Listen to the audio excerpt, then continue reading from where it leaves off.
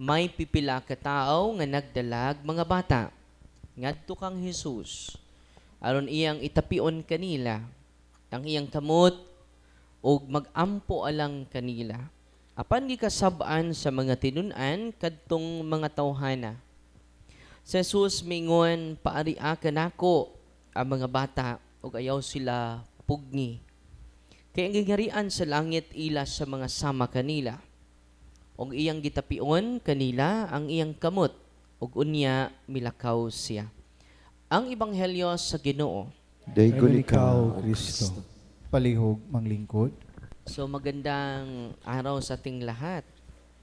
Ngayong araw na ito, second patron saint natin dito sa Our Lady of Rosary Parish, ang kapistahan ni Saint San Roque. No? Si San Roque pala ay anak ng mayaman. Anak po siya ng gobernador. No? Sa mga taong 1295 or circa 1340 sa Montpellier, France. Taga-Pransya po siya. Wealthy and devout Christians, he was orphaned young. According to legend, Roque was marked with red cross on his chest from birth. Yung ano bitong ilhanan ay ila unique ini siya kay birthmark cross, no? Nung namatay na yung tatay niya, nakatanggap na siya ng share sa kanyang magulang. At alam nyo ba na bininta niya lahat itong share niya at binibigay niya sa mahihirap. At siya po ay laigo, hindi po siya pari. And after that, nagpilgrimage siya by foot, naglakad lang papunta sa Roma. No? At dahil may virus nung araw na yon, tinulungan niya yung mga madaanan niya. No? At anong paraan upang matulungan niya? Dahil wala naman siyang pera. Dahil binigay niya na lahat sa mga nangangailangan. Anong ginawa niya? Mag-sign of the cross lang siya sa kanilang noo. At ang daming mapagaling. No? Grabe yung devotion niya. No? Hindi pa nga siya, sa naisilang na siya, may birthmark, no? Cross. No? Kasi sa pag-uwi niya, galing sa Roma, sa paglakad niya papunta sa Roma, nagkasakit siya. Siya na yung nagkasakit, no? At hindi niya gusto na ma-disturb yung iba dahil sa kanya. Anong ginawa niya? Pumunta siya sa liblib na lugar. At doon siya nagpagaling, no? At meron siyang kaibigan na aso, no? At yung kaibigang aso niya ay laging naghatid sa kanya ng pagkain, no? Grabe, no? So, naging instrumento yung aso. Ako may 3 aso, si Buknoy, si Soysoy, si Saysay. Nandun sa likod. Si San Lorenzo Ruiz, Lorenzo Ruiz, si Saint Roque, San Roque, ay doon na siya sa grabe yung taong ito.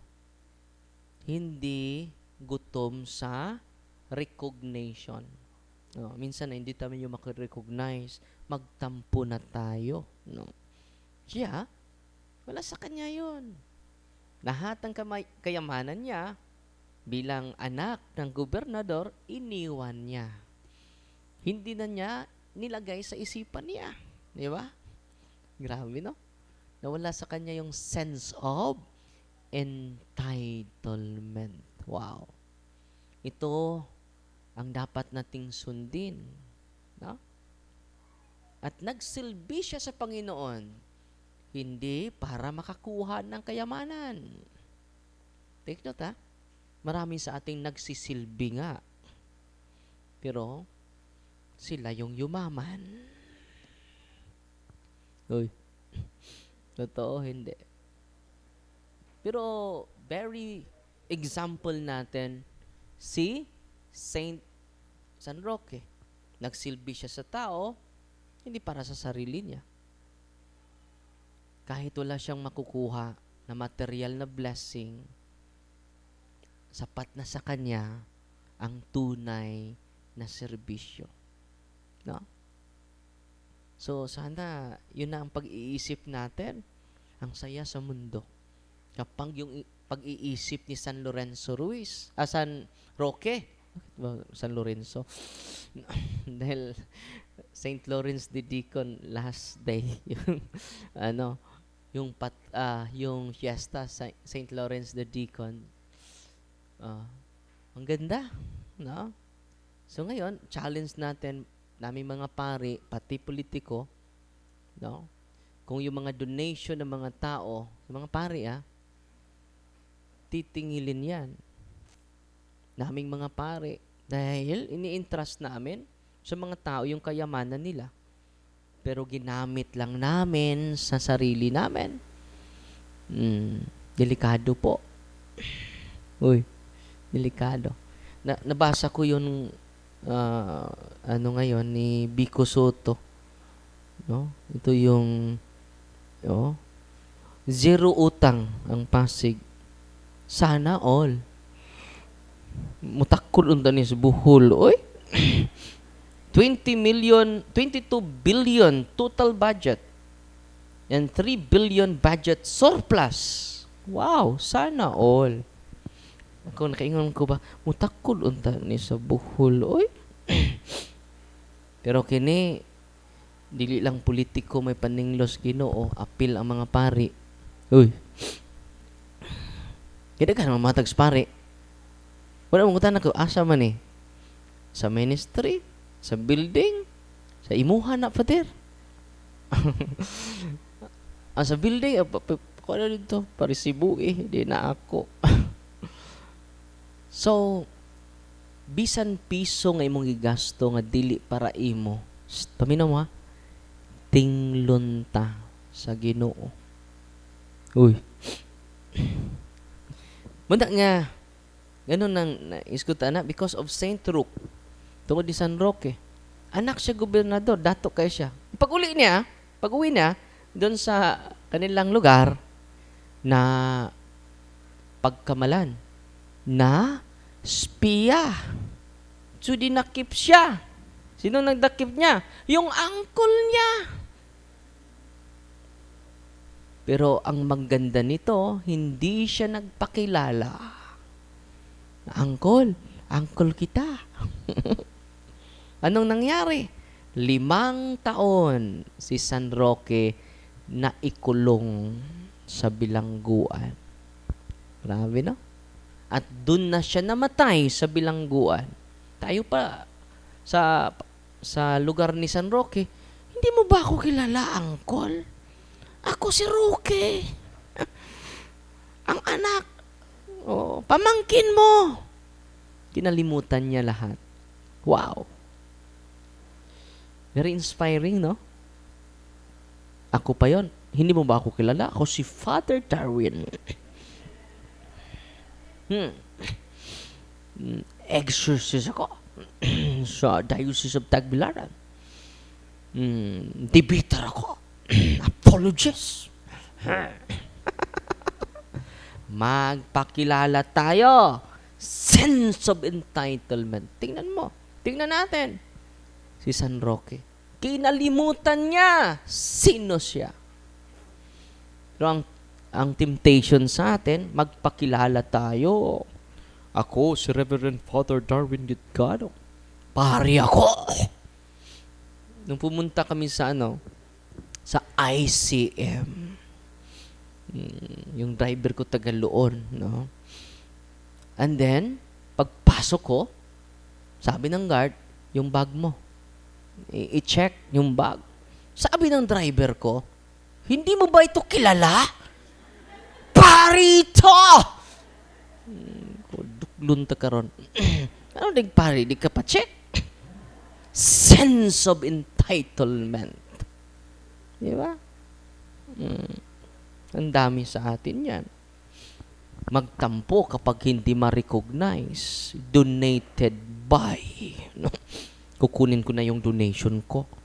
Bakit hindi ako na-recognize? So, tingnan mo si San Roque. Ang ganda. Kung ang isipan ni San Roque maging isipan na ng mga pari, wow! Ang isip ni San Roque maging isip na ng lahat ng politiko dito sa Bohol, wow! Uy! Ang ganda, no? Sana all, no?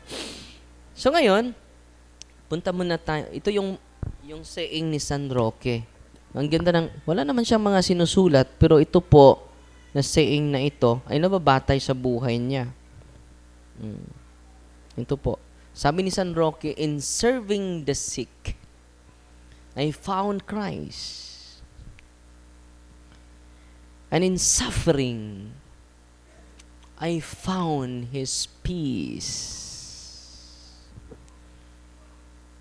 Alam nyo, hindi naman 32 years old lang si San Roque.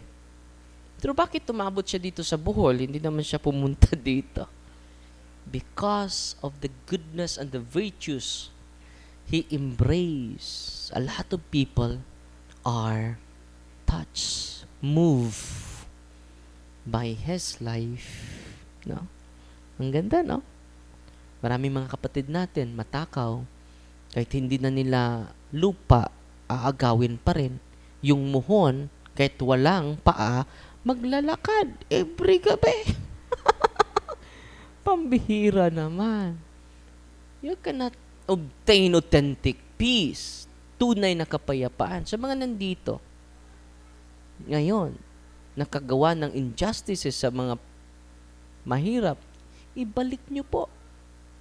Uy, kung nakagawa ka ng injustice mga 1 million, gawin mong 1.5 ang pagsauli ninyo. Sa mga negosyanteng nakinig ngayon, mga double payroll, bantay mo. Laog kay mong dagko. Uy, double payroll, lahi sa duli, lahi po between you, the employer, and the employees. Uy, bantay mo. Kusog ra ba kayo mo donate? Kusog kayo mo donate sa simbahan. Kutob man sila collection box, donation box. Pero di mo ari sa confession box. Uy, magbantay mo na sig donate ha. Kutob ra jud inyong kwartas donation box. Wala natay confession box. Okay? Masig to mo donation box ha. Di na makabalangit. Nari oh. Kabalangit. Unya, mingon gani. Sasabihin ng pare, kailangan mo reparation. Dahil nakakuha ka ng 1 million sa mga mahihirap. Kung gusto mo na tunay ka talagang nagsisi, ibalik mo yung 1 million in form of charity. Uy. Nakapagnakaw ka ng 500, ginamit mo personal, isauli mo through charity. Ayan po, reparation po yan. Amen? So, pagkain sa mga walang pagkain. So, punta naman tayo sa demonic obsession na meron tayong madre ngayon na pinaprocess. At alam nyo, isa sa mga narratives niya, may lumabas na babae, madre po madre. May madre para dito. Hindi to. Tumingin kayo ni sister Hindi siya. Hindi yan. Next week, pupunta yun dito. No? Sabi niya, sa kanyang narrative ngayon, binibigay niya sa akin, may lalabas na babae sa kanyang katawan. At kinausap siya. At sabi ng babae na lumabas sa kanyang katawan, sabi niya, sinabi niya yung pangalan ng madre, sabi niya, sister, hindi mo kami kayang palabasin. Alam mo ba, nandyan ka pa sa sinapupunan ng nanay mo. Akin ka na. Mhm. Uy. Kaya yung mga pasyente namin, lagi naming pinasulat. Okay? Dahil yung pagsulat nila, makatulong sa team, makatulong sa akin. Which prayer will be given to her or to him? At dito sabi ni Father Amorth,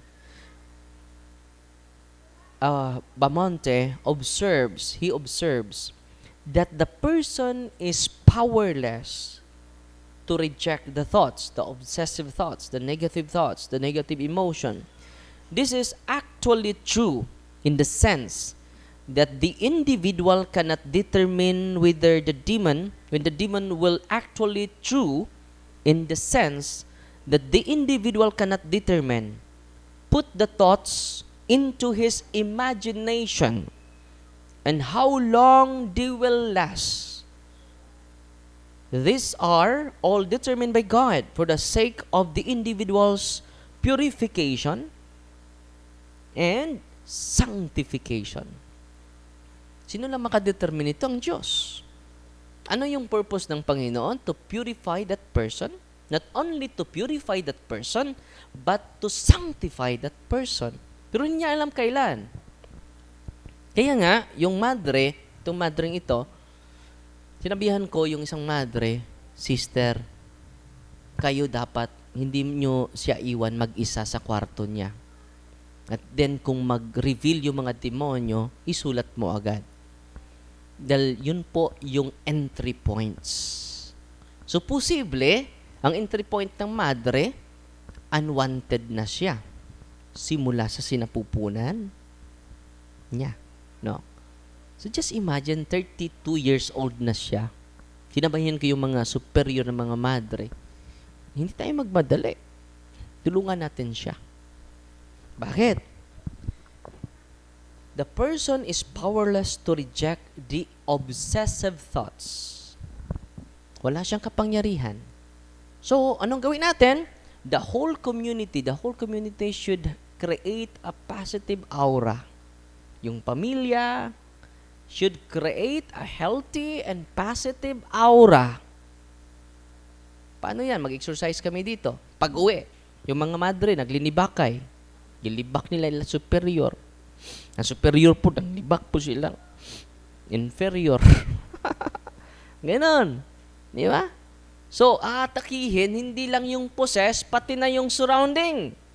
Pati na yung family members. Bahala ka sa buhay mo. Ganon. The diabolic obsession causes an almost split personality.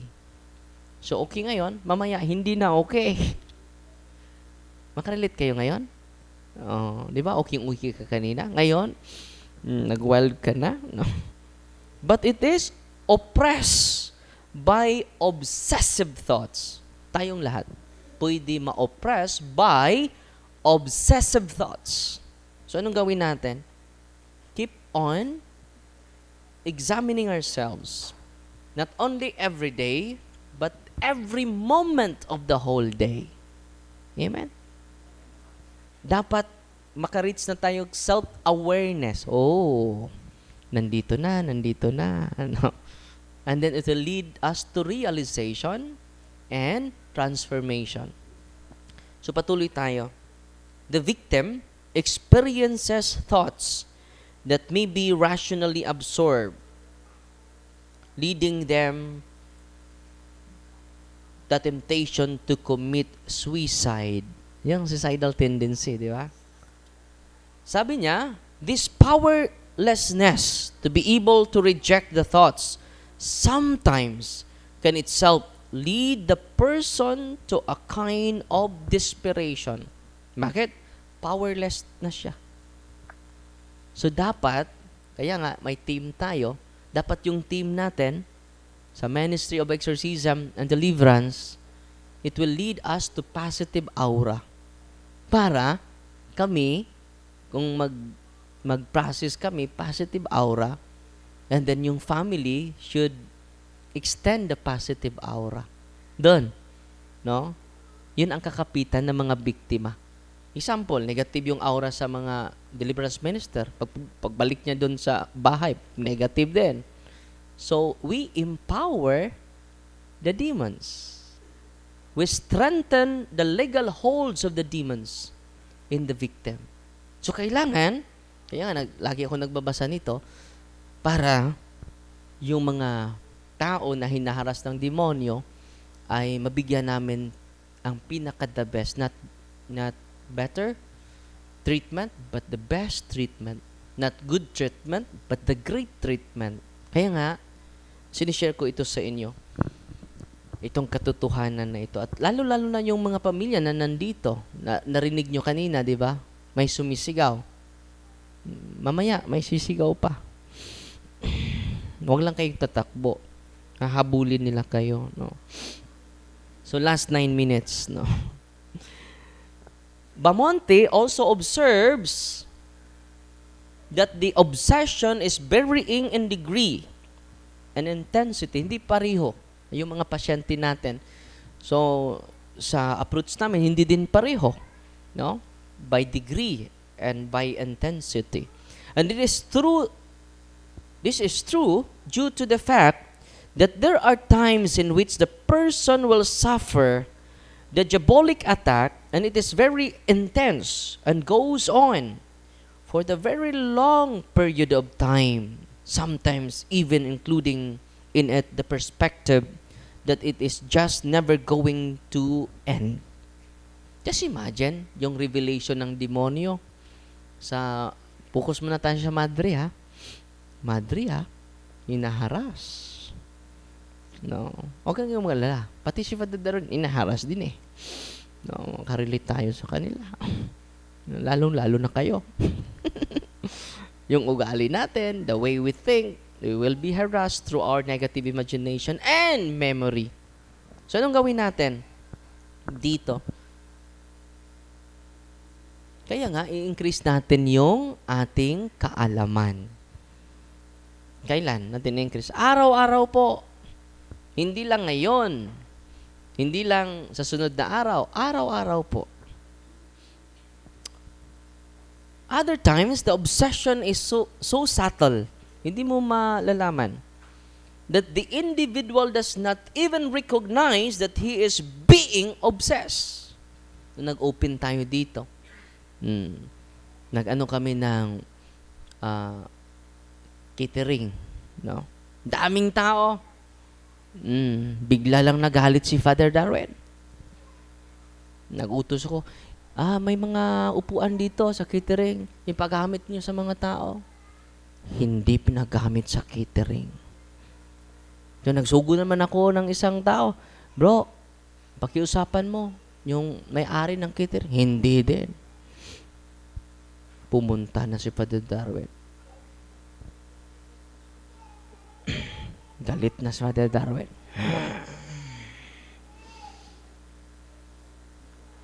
Di ba kami nagbayad para kami din ang maggamit? Bakit hindi nyo kami paggagamitin? Galit na si Father Darwin. And then, hindi naman masama magalit. Nasubraan. Uy. Hindi naman kasalanan na magalit, di ba? Para nasubraan si Father Darwin. Hindi nyo ba alam na kami nagbayad sa iyo upuan? Kami nga ang magagamit. Sana hindi na kami nagrenta sa inyo kung hindi kayo magpaggamit sa inyo upuan. And then na-realize ko, na-oppress ako na-obsess ako. Pwede naman kausapin ng mahinahon. So ito po, other times, the obsession is so subtle. Subtle. That the individual does not even recognize that he is being obsessed. Diba? Problema na yon. Pero dinagdagan mo pa sa pag-intensify sa galit mo. Diba? Yung asawa mo, nalasing na. Di ba, magalit ka. Normal na magalit. Pero sobraan eh. Yawa! Piste! Di uli pa kang animala! Hindi masama magalit. Pero yung mga words natin, hindi na maganda. So instead, solving the problem, we add more problems. It is subtle obsession. Grabe, no? That the individual does not even recognize that he is being obsessed. So may degree and varying of degree and intensity yung harassment natin. Inantulad yung sarili ko para makarelate kayo. Nakarelate kayo? Bigla lang kayo nagalit kanina. Bakit wala pa si Mr. Darwin? Kanina pa kami dito. Yon. Subtle yon. And then, instead, productive ang pagpunta mo dito. Hindi na. Last 4 minutes. There are times when his prayers, example, kung magdasal yung biktima, yung intensified diabolic obsession, kung magdasal siya, ito po, there are times when his prayers are actually working. Because after he says a prayer, it shuts off. But later he will do the same prayer and it does not shut off. This does not mean that the prayers are inefficacious, but the individual needs to be persistent in the spiritual battle. So minsan yung prayer, yung mga grave obsession, alam nyo, mawala sila. Ma-shut off yung, nagdarasal pala ako. Nawala ako Ma-mental block sila. Nangangahulugan ba yon na hindi efficacious ang prayer? Hindi. Anong gusto? Anong gusto ni Father Bamonte? Be persistent in the spiritual battle. Kita wala ka, patuloy ka. Na? Meron sa, last week, merong pumupunta dito, nabalikan. Bakit? Nawalan niya yung persistency. Nabalikan talaga. So, pinaprocess naman sa team natin. Dahil hindi, yung demonyo, lalayas yun, is mag-isa. Babalik, 7 na. May kasama ng 7 demonyo. Biblical yun. Yan ang sinabi ni Kristo. Na lahat kayo nandito can do deliverance to yourselves, can do deliverance, self-deliverance, can do deliverance to their room, lalo-lalo na yung problematika kayo, do deliverance. Yan po ang fertile ground ng demonyo to harass us, negative thinking, negative emotion. Na tayo, kahit pare. Kahit nga si San Pedro, di ba? Sabi ni Kristo, papatayin ang anak ng tao. Ipapako sa cross. Sabi ni Pedro, hindi yan mangyari, Panginoon. Meron na akong espada dito. Pupugutan ko ng, tainga. Yung magtangkang, magpatay sa'yo. No? Pero sabi ni Kristo, get away. Satan. I cast out Satan. Dahil minsan, hinaharas tayo. Kasi si Pedro, hinaharas. Anong gawin natin? To examine ourselves every moment. Not every day, but every single moment. Amen? At sa pamagitan nito, mga kapatid, ang demonyo wala ng lugar sa atin. Kung may panahon man ang demonyo sa atin, mga 1% na lang. No. Hindi na ma-strengthen yung influence niya, yung aura niya, at hindi na natin siya ma-empower. Salamat tayo sa mga tao na ipopost natin sunod na araw yung mga nagbigay, at minsan hindi natin ma-recognize yung mga pangalan, lalo na yung nag-send sa BPI, dahil walang pangalan. Yung yung mga pera lang, no? Yung amount lang. So, ipopost natin, maggawa kami ng bulletin board para ma-update kayo. Okay?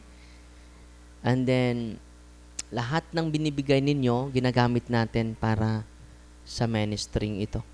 At marami tayong matutulungan, no? Ang dami ninyo ngayon. At sa sunod na project natin, i-present din natin yan sa social media. Then maglagay tayo ng mga rooms dito sa mga malayo. Meron silang matutuluyan po. At pwede kayo mag-donate 10 pesos, 20 pesos, no? Malaking tulong na po 'yon para matapos natin, dahan-dahan lang tayo po. At natapos natin ito mga 2 to 3 months itong lugar na ito. Salamat sa Panginoon at salamat sa inyong lahat. Amen? Sa mga hindi pa nakapagbigay, welcome pa ang ating donation box, no? Para yan po sa ministry. Hindi yan para ni Father Darwin. Para sa Diocese of Tagbilaran, specifically sa St. Michael Exorcism Center. Ang Diyos na po ang magsukli sa kabutihan ninyo. Amen! God is good! All the time! Bigyan natin ng papuri ang Diyos. So tayo lahat.